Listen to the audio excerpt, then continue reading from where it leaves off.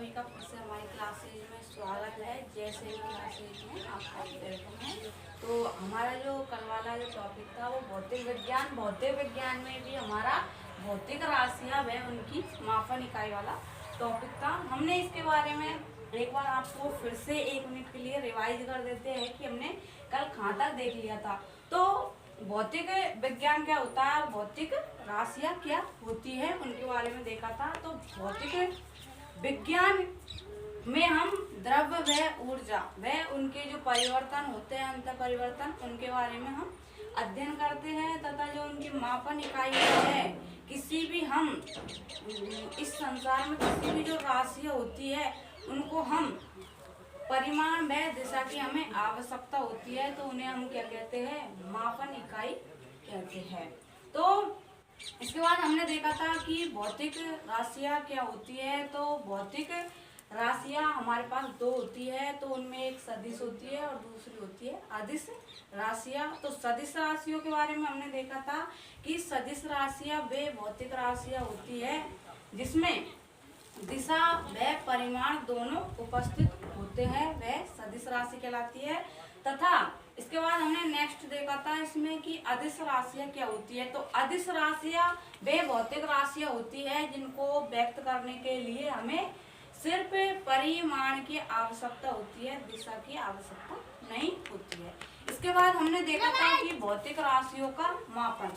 तो भौतिक राशियों के मापन की माप की इकाई 2 प्रकार की होती है। इसमें पहला आता है मूल मात्रक, दूसरा आता है इसमें व्युत्पन्न मात्रक।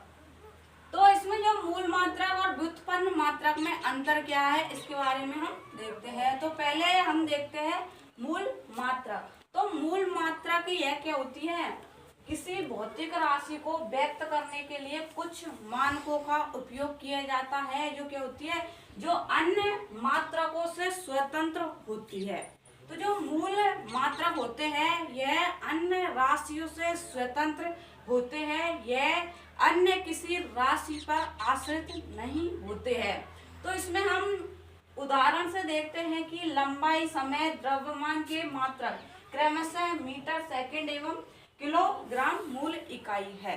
तो इसमें लंबाई है यहाँ पर और समय है और द्रव्यमान है। तो इसमें जो लंबाई है यह स्वतंत्र राशि है, यह अन्य किसी इकाई पर आश्रित नहीं है, डिपेंडेंट नहीं करती है। इसी प्रकार समय किसी अन्य राशि पर निर्भर नहीं करता है। और इसके बाद नेक्स्ट जो द्रव्यमान है यह भी किसी अन्य राशि पर निर्भर नहीं करता है।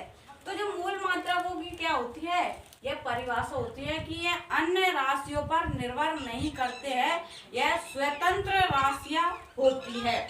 इसके बाद हम इसमें नेक्स्ट देखते हैं दूसरी हमारी जो मात्रक है व्युत्पन्न मात्रक।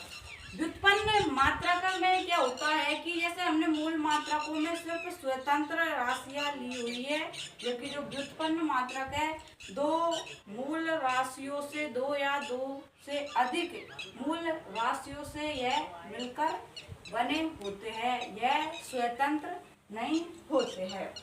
तो किसी भौतिक राशि को जब 2 या 2 से अधिक मूल इकाइयों में व्यक्त किया जाता है तो उसे व्युत्पन्न इकाई कहते हैं।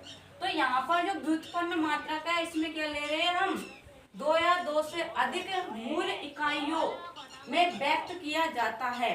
तो यहाँ पर जैसे हमने यहाँ पर लंबाई और समय और द्रव्यमान से मिलाकर हमने जैसे अन्य राशियां बनाई हैं, जैसे बल, दाब, कार्य, विभव, आयतन, क्षेत्रफल और कार्य, ऊर्जा आदि। तो इसमें क्या होता है, व्युत्पन्न में जैसे बल है तो F/A एकांक क्षेत्रफल पर लगने वाला बल।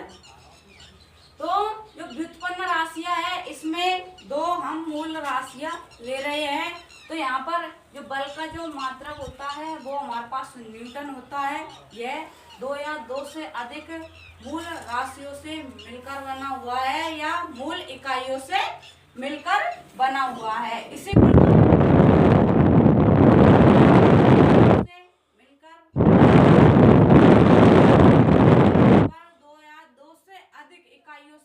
मिलकर बना हुआ है। विभव विभव में भी हम 2 इकाइयों का उपयोग करते हैं या 2 मूल इकाइयों का उपयोग करते हैं। तो जो व्युत्पन्न मात्रक है उसमें क्या ले रहे हैं हम 2 या 2 से अधिक मूल इकाइयों को जब हम मिला देते हैं तो उससे हमें व्युत्पन्न मात्रक प्राप्त हो जाते हैं। इसके बाद हम इसमें नेक्स्ट देखते हैं कि हमने ये तो जान लिया कि मूल मात्रक और व्युत्पन्न मात्रक है। इसके बाद हम इसमें देखते हैं कि मात्रक पद्धतियां कि यदि हम किसी भौतिकी में किसी इकाई को जब मापते हैं तो उसको अलग अलग पद्धतियों में अलग अलग तरीके से मापा जाता है। तो जो मात्रक इकाइयों को मापने की हम यहाँ पर 4 पद्धतियों के बारे में देखते हैं कि भौतिक राशियों के मापन के लिए हम निम्नलिखित 4 पद्धति प्रचलित है, जिनमें हमारे पास पहली होती है यहाँ पर सीजीएस पद्धति, दूसरी होती है एफपीएस पद्धति, तीसरे नंबर की होती है एमगेस पद्धति और चौथे नंबर की होती है अंतरराष्ट्रीय मात्रक पद्धति। इन सभी मात्रक पद्धतियों में हम मूल मात्रक व व्युत्पन्न मात्रकों के अलग अलग पद्धतियों में अलग अलग मात्रक इनके होते हैं। तो हम पहले सीजीएस पद्धति में देखते हैं कि इसमें हम दूरी को और द्रव्यमान को और समय को अलग अलग में मापते हैं। तो यहाँ पर देखो सीजीएस पद्धति जिसमें हम सेंटीमीटर ग्राम सेकंड सिस्टम इसे कहते हैं सीजीएस पद्धति को। इसमें सीजीएस में सी को हम सेंटीमीटर, यहाँ पर सेंटीमीटर हम दूरी को मापते हैं, जबकि जी ग्राम में हम द्रव्यमान को मापते हैं, जबकि जो एस सेकंड है उसको हम टाइम में मापते हैं। तो जो सीजीएस जो पद्धति है इस पद्धति को हम फ्रेंच या मीट्रिक पद्धति भी कहते हैं। इस सीजीएस जो पद्धति आई है वो सर्वप्रथम फ्रेंच या मीट्रिक जगह पर इसकी खोज की गई थी और इस पद्धति में हम दूरी को तो हम लंबाई में लेते हैं, दूरी को हम सेंटीमीटर मापते हैं तथा जो द्रव्यमान होता है उसको हम ग्राम में लेते हैं, जबकि जो समय होता है उसको हम सेकंड में मापते हैं। तो सीजीएस पद्धति में हम लंबाई को सेंटीमीटर में, द्रव्यमान को ग्राम में और समय को सेकंड में मापते हैं। इसके बाद हम नेक्स्ट पद्धति देखते हैं एफपीएस पद्धति, जो इसकी मात्रक इकाइयों के मापन की सेकंड पद्धति है। इसमें क्या होता है FPS foot pound second system. इस पद्धति को foot pound system second system भी कहते हैं। एफपीएस पद्धति इसे ब्रिटिश पद्धति के नाम से भी जाना जाता है। सर्वप्रथम जो एफपीएस पद्धति की जो खोज की गई थी वो ब्रिटिश पद्धति द्वारा की गई थी या ब्रिटिश में की गई थी। इसमें हम देखते हैं कि इसमें जो दूरी को हम मापते हैं उसको हम फुट में मापते हैं, दूरी लंबाई चौड़ाई ऊंचाई ले सकते हैं। तो इसमें जो लंबाई होती है उसको पाउंड में मापते हैं, मापते हैं। तो एफपीएस पद्धति में दूरी को तो हम फुट में और द्रव्यमान को हम पाउंड में और जो समय होता है उसको सेकंड में मापते हैं। इसके बाद हम इसमें नेक्स्ट तीसरा नंबर पद्धति देखते हैं एमकेएस पद्धति जिसे कहते हैं, तो metre kilogram second system. MKS पद्धति का ही फुल फॉर्म होती है मीटर किलोग्राम सेकंड सिस्टम। इस पद्धति में हम लंबाई को तो मीटर में लेते हैं, द्रव्यमान को हम किलोग्राम में लेते हैं तथा समय को हम सेकंड में लेते हैं। तो एमकेएस पद्धति से हमें एम से पता चल रहा है मीटर, और मीटर दूरी को हम मीटर में लेते हैं और द्रव्यमान को हम किलोग्राम में और जो समय होता है उसको सेकंड में मापते हैं। इसके बाद हम चौथे नंबर की पद्धति देखते हैं अंतरराष्ट्रीय मात्रक पद्धति या सिस्टम इंटरनेशनल, जिसे हम एसआई यूनिट भी से कहते हैं। तो जो अंतरराष्ट्रीय या एसआई पद्धति है इसे सन 1960 ईस्वी में एसआई पद्धति को स्वीकारा गया था। तो 1960 जो सन है इसमें इस पद्धति को एसआई पद्धति को स्वीकार किया गया था। और जो एसआई जो पद्धति होती है वो होती है मीटर किलोग्राम सेकंड सिस्टम, इसका ही क्या है, संशोधित रूप है। आजकल इसी पद्धति को उपयोग किया जाता है। इस पद्धति में 7 मूल मात्रक तथा 2 संपूरक मात्रकों को स्वीकार किया गया है। तो जो अंतरराष्ट्रीय जो मात्रक पद्धति है इसको 1960 सन 1960 में स्वीकार किया गया था, और जो एसआई जो पद्धति है वो एमकेएस पद्धति का ही क्या है, संशोधित रूप है। एमकेएस पद्धति में ही सुधार करके एसआई पद्धति का निर्माण किया गया है। और जो वर्तमान में जो प्रचलित है मात्रकों के लिए वो एसआई पद्धति प्रचलित में है, और जो इस पद्धति में हम 7 मूल मात्रक लेते हैं तथा 2 संपूरक मात्रकों को स्वीकार किया गया है। तो जो इसमें एसआई पद्धति में 7 मूल मात्रक लिए गए हैं वो हमारा फर्स्ट है लंबाई, सेकंड द्रव्यमान, तीसरे नंबर का है समय, चौथे नंबर का है विद्युत धारा, 5वें नंबर की है ताप, 6ठे नंबर की हमारी ज्योति तीव्रता, और 7वें नंबर की है पदार्थ की मात्रा। इसके बाद हम इसमें नेक्स्ट देखते हैं कि अगला एसआई पद्धति में 2 संपूरक मात्रक, और जो एसआई पद्धति में 2 संपूरक मात्रक लिए गए हैं वो समतल कोण व ठोस कोण लिए गए हैं। तो इसके बाद हम इसमें नेक्स्ट देखते हैं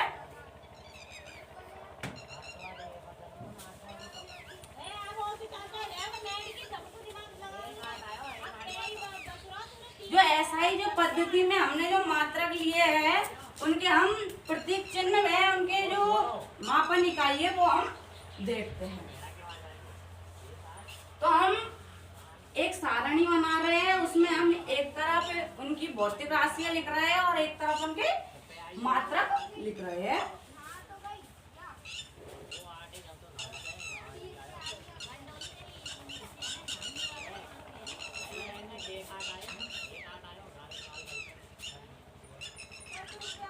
क्रम संख्या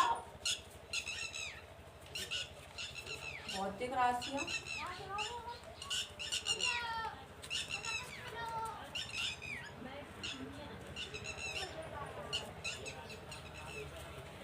और मात्रा।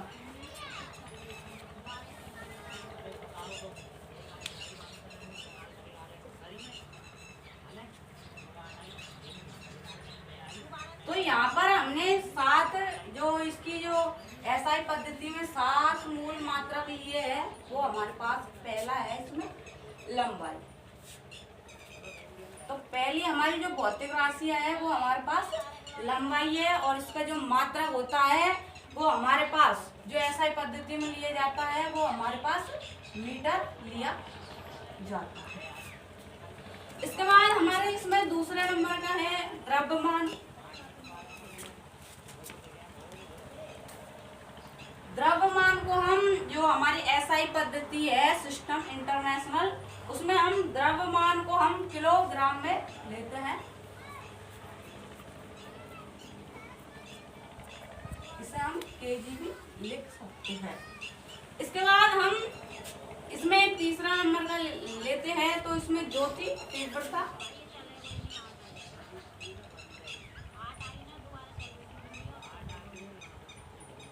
इसे हम इसका जो मात्रा इकाई होती है वो कैंडिला होती है।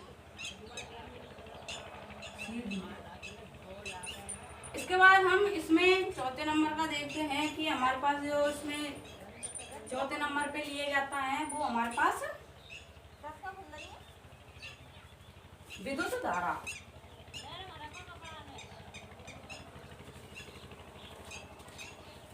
विद्युत धारा का जो हमारे पास जो मात्रक होता है वो एम्पियर होता है।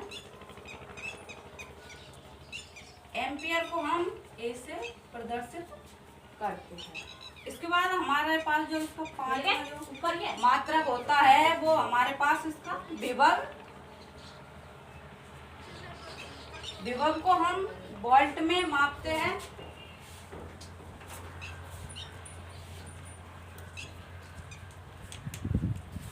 इसके बाद जो हमारे पास इसका जो अन्य मात्रक होता है छठे नंबर का वो हमारे पास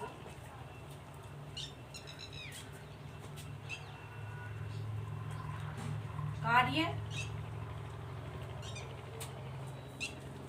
कार्य का हमारे पास जो इसका मात्रक होता है वो हमारे पास जूल होता है।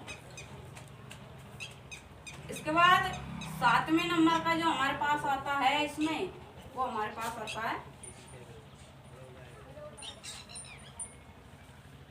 प्रतिरोध, जिससे हम प्रतिरोध का जो हमारे पास जो मात्रक होता है वो ओम होता है। तो ये हमारे पास जो 7 मूल मात्रक थे एसआई पद्धति में, वो यहाँ पर हमारे लंबाई, द्रव्यमान, ज्योति तीव्रता, विद्युत धारा और इसके बाद विभव, कार्य व प्रतिरोध थे।